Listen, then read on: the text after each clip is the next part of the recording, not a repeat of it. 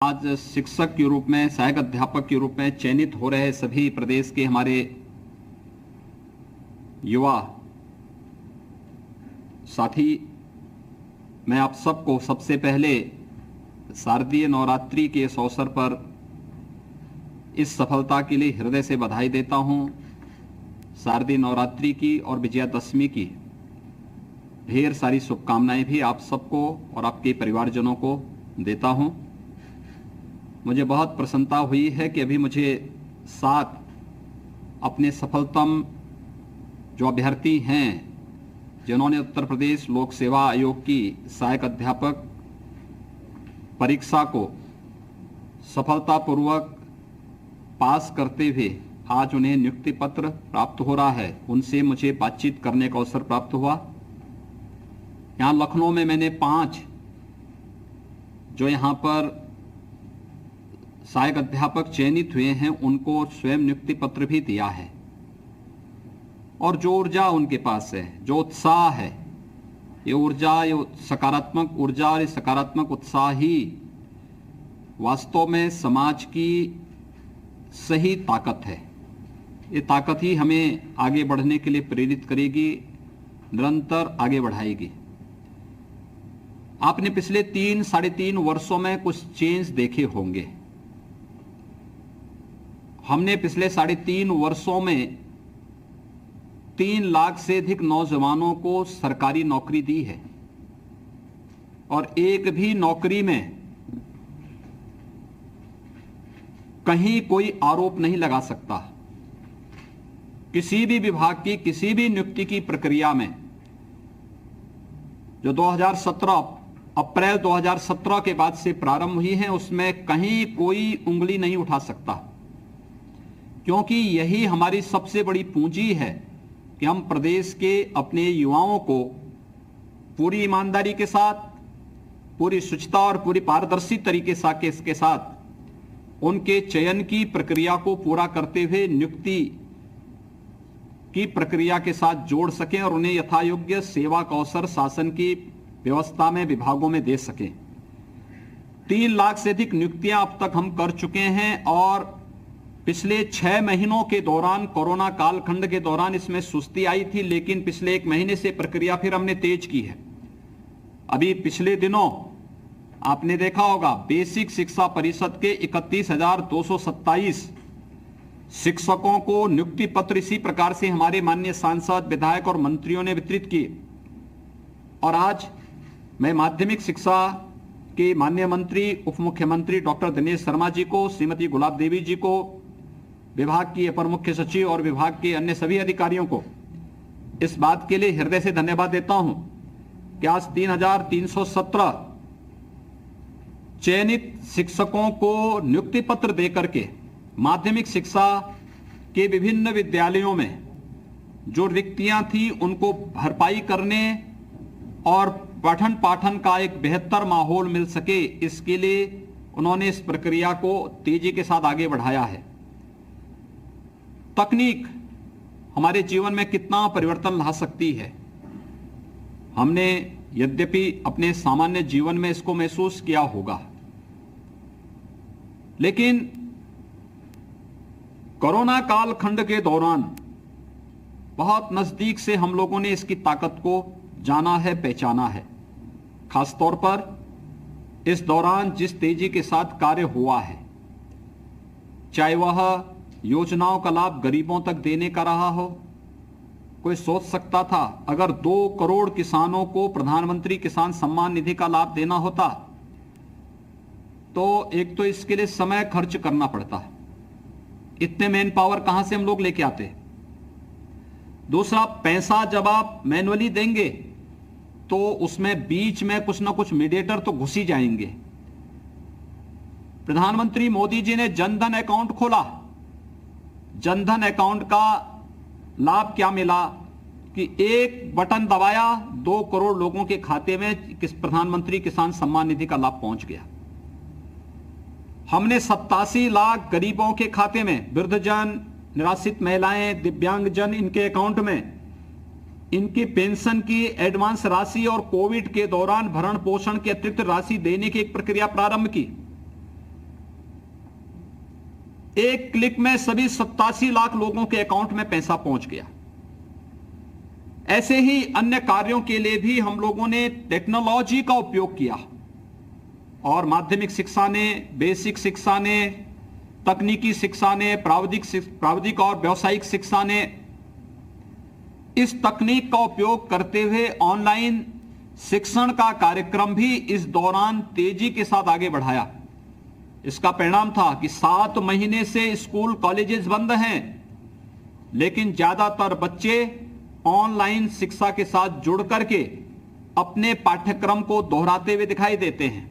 इस दौरान मैंने अलग अलग तबके के लोगों से बातचीत किया। मैं जब भी किसी बच्चे से बात करता था, किसी युवा से बात करता था, तो मुझे तत्काल वहां से बात आती थी कि साहब अब हमारा ऑनलाइन क्लास की समय हो गया, अब इस समय नहीं, हम बाद में बात करेंगे।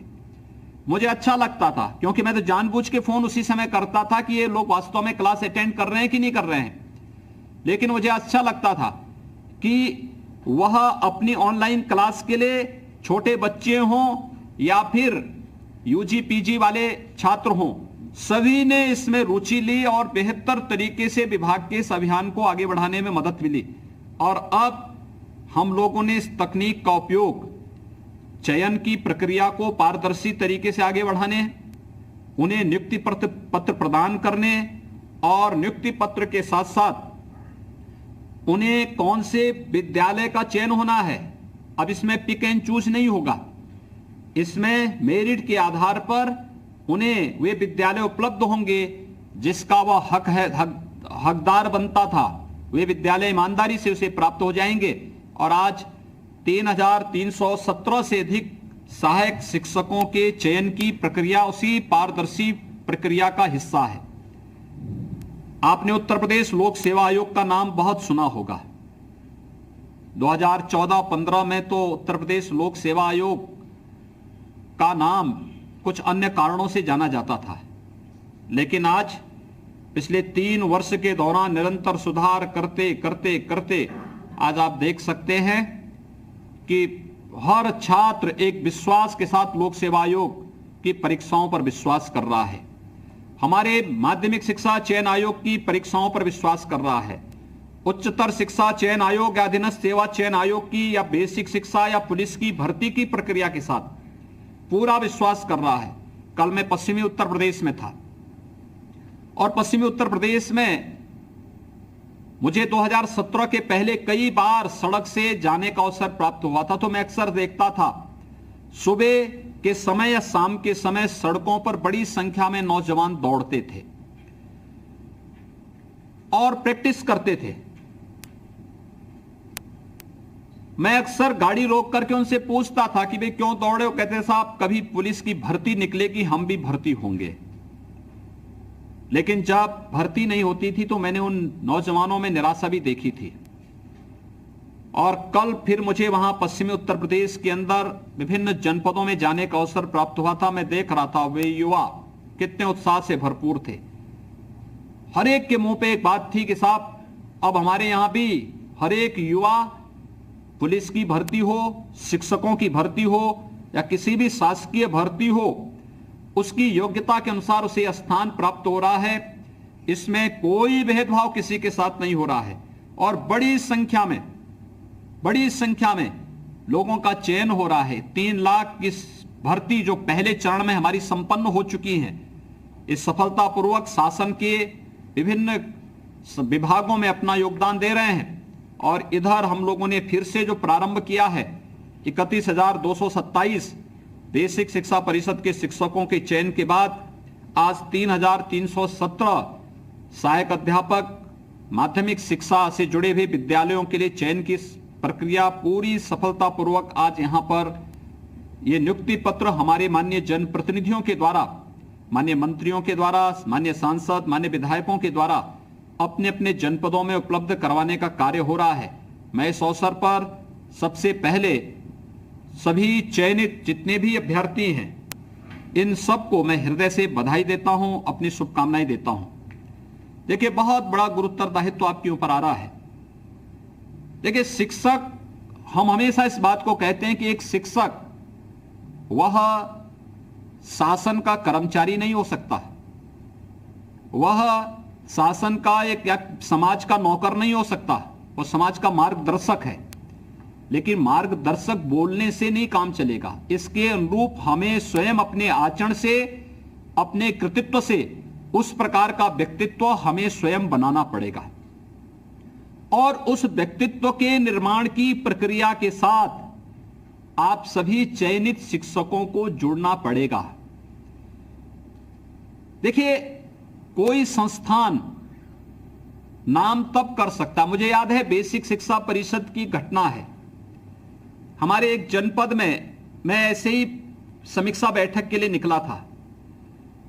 मुझे एक जिलाधिकारी ने शिकायत की कि साहब हमारे यहाँ एक विद्यालय है और इस साल, पिछले साल वहां 35 बच्चे रह गए थे, अगले साल इस मुझे लगता है नए सत्र में उसको बंद करना पड़ेगा, क्योंकि अगर हम जो बच्चे कम जहां हो चुके हैं वहां पर उन्हें बंद करते हुए इन शिक्षकों को दूसरे विद्यालयों में अटैच कर लेंगे तो हमें शिक्षकों की कमी हमारी पूरी हो जाएगी। तो मैंने कहा आखिर बच्चे कम क्यों होते गए? तो उन्होंने कहा साहब पढ़ने पे रुचि नहीं लेना चाहते बच्चे। मैंने कहा भी बच्चे रुचि नहीं लेना चाहते हैं या वहां पे शिक्षक समय पे नहीं पहुंचते हैं और प्रशासन रुचि नहीं ले रहा है? मैंने कहा वहां जाइए, देखिए पहले क्या मामला है और मुझे पूरी जानकारी देंगे, इस बात की जानकारी देंगे विद्यालय में साफ सफाई कैसी है। ऐसा तो नहीं कि विद्यालय में बड़े बड़े पेड़ उगे होंगे, अंदर घास जमी होगी, गंदगी होगी, बालक बालिकाओं के लिए शौचालय नहीं होंगे, पेयजल की व्यवस्था नहीं होगी, शिक्षक समय पे आते नहीं होंगे, कभी भी कोई शिक्षा विभाग का अधिकारी, कोई प्रशासनिक अधिकारी वहां जाकर के उस विद्यालय को ठीक करने की दिशा में चिंता कर सके, इसके बारे में कोई चिंता किसी ने नहीं की होगी। और फिर हम दोष बच्चों को दे रहे हैं और जो आशंका मेरी थी वही सच साबित हुई, वही आशंका सच साबित हुई। विद्यालय में भवन में बड़े बड़े पीपल के पेड़ और बरगद के पेड़ जमे हुए थे, गंदगी थी, टॉयलेट नहीं थे, अव्यवस्थाएं थी। फिर मैंने दूरभाष से ही वहां पर इस बारे में कहा, मैंने कहा देखिए जो वहां के प्रधानाचार्य हैं उनसे इस बारे में अनुरोध करिए, प्रशासन उनका सहयोग करे, विद्यालय के जितने पेड़ जमे हुए स्वयं अपने हाथों से निकाल सकेंगे तो अच्छा होगा। मेहनत करनी पड़ेगी, एक बार प्रयास करना पड़ेगा, अभिभावकों के साथ एक बार बैठक करके उनके सामने पुताई करनी पड़ेगी, देखेंगे लोगों की कितनी संवेदनाएं उमड़ती हैं। वहां पे आधुनिक शिक्षा देने के साथ साथ स्मार्ट क्लासेस के साथ उसको जोड़ने की व्यवस्था, बालक बालिकाओं के लिए अलग अलग टॉयलेट की व्यवस्था। अगले 100 दिन का टारगेट हमने उनको दिया है कि अगले 100 दिन तक हर एक विद्यालय में पाइप पेयजल की स्कीम पहुंच जानी चाहिए और सभी लोग मेहनत करके इस कार्यक्रम के साथ जुड़े हुए हैं। मुझे लगता है माध्यमिक शिक्षा में भी यह कार्य हो सकता है और माध्यमिक शिक्षा ने करके दिखाया है। हमें याद है 2017 में, इससे पहले नकल के अड्डे बन चुके थे बहुत सारे विद्यालय। अन्याय होता था उन छात्रों के साथ जो साल भर मेहनत करता था, बाद में मेरिट में उसकी कम आ जाती थी और नकल करने वाला मेरिट में आगे बढ़ जाता था। लेकिन पिछले 3 वर्ष के अंदर जो व्यापक परिवर्तन हुए, एक नकल मुक्त परीक्षा, नकल विहीन परीक्षा जिस रूप में हुई है, ये देश के लिए मानक बना। इतना बड़ा 55-56 लाख बच्चे जिस माध्यमिक शिक्षा परिषद की परीक्षाओं में बैठते हो, वहां पे नकल विहीन परीक्षा हो सके, पूरी पारदर्शी तरीके के साथ संपन्न हुई। एक भी बच्चे को जेल नहीं भेजना पड़ा। हां, नकल माफिया कुछ जेल जरूर गए। इसी प्रकार से परीक्षा पहले 3 महीनों तक चलती थी। 3 महीने परीक्षा, 3 महीने उनके रिजल्ट आने में लगते थे, 3 महीने फिर प्रवेश करने में लगते थे और 3 महीने जो बचते थे उस पर्व और त्योहार में निकल जाते थे, तो पढ़ाई कभी होती भी नहीं थी। तो फिर निकल के अलावा बाकी बचता क्या था। लेकिन मैं धन्यवाद दूंगा माध्यमिक शिक्षा परिषद को, इन्होंने 3 महीने की परीक्षा को 12 से 15 दिन में समेट करके, सबसे बड़ा राज्य बोर्ड है और सबसे पहले परीक्षा और सबसे पहले रिजल्ट भी कोविड, मुझे याद है जब कोरोना के लिए 15 मार्च को हम लोगों ने सभी विद्यालय बंद कर रहे थे, उस समय तक माध्यमिक शिक्षा परिषद की सभी परीक्षाएं संपन्न हो चुकी थी। सभी परीक्षाएं संपन्न हो गई थी। अगर माध्यमिक शिक्षा परिषद की तर्ज पर अन्य संस्थानों ने भी योगदान दिया होता तो कोविड के पहले हमारी सभी प्रकार की परीक्षाएं संपन्न हो चुकी होती। लेकिन प्रयास हुआ तो परिणाम सामने आया, और परिणाम सामने है तो आज के दिन पर हमारे पास यह समस्या नहीं कि हमें हाई स्कूल की या इंटरमीडिएट की परीक्षाओं को संपन्न करना है। हमारे सामने था कि भाई जो हाई स्कूल पास किया उस 11वीं में प्रवेश लेगा ही लेगा, तो उसके लिए ऑनलाइन क्लास को प्रारंभ करने की प्रक्रिया प्रारंभ कर दी। जिसने 8वीं पास किया वो 9वीं में प्रवेश लेगा ही लेगा, ऑनलाइन क्लासेस उनकी प्रारंभ हो चुकी। जो 9वीं में था वो 10वीं में चला गया, उसकी परीक्षाएं संपन्न होने के साथ ही उसका कार्ड उसे प्राप्त हो गया। उसका हम लोगों ने ऑनलाइन क्लास विभाग ने लेना प्रारंभ कर दिया, हर विद्यालय में प्रारंभ हो गया। बच्चों के लिए भी, शिक्षक के लिए भी और शिक्षा जगत के लिए भी अब ये सबसे सुनहरा अवसर होगा। मैं एक बार फिर से जो आज हमारे 3,300 से अधिक नए शिक्षक माध्यमिक शिक्षा को प्राप्त हुए हैं, इन सबको हृदय से बधाई देता हूं। हमारे माननीय जनप्रतिनिधियों के द्वारा इन्हें अपने अपने जनपदों में कुछ नियुक्ति पत्र प्रदान किए जाएंगे, बाकी अन्य को ऑनलाइन वे अपना नियुक्ति पत्र ले सकते हैं। और मुझे विश्वास है कि आप अपनी योग्यता और क्षमता का उपयोग माध्यमिक शिक्षा के कायाकल्प में करेंगे। आप सबको मैं इस अवसर पर एक बार फिर से बधाई देता हूं। शारदीय नवरात्रि और विजयादशमी की मंगलमय शुभकामनाएं देता हूं। अपने जितने भी हमारे माननीय जनप्रतिनिधिगण आए हैं, माननीय सांसदगण, माननीय विधायकगण, हमारे प्रशासनिक अधिकारीगण हैं, हमारे वहां पर शिक्षा विभाग से जुड़े हुए अधिकारीगण हैं, इन सबको भी मैं हृदय से धन्यवाद देता हूं कि उन्होंने इस शारदीय नवरात्रि की व्यस्तता के कार्यक्रम के बावजूद इस अभियान के साथ जुड़े हैं और इस अभियान को सफलतापूर्वक आगे बढ़ाने का कार्य कर रहे हैं।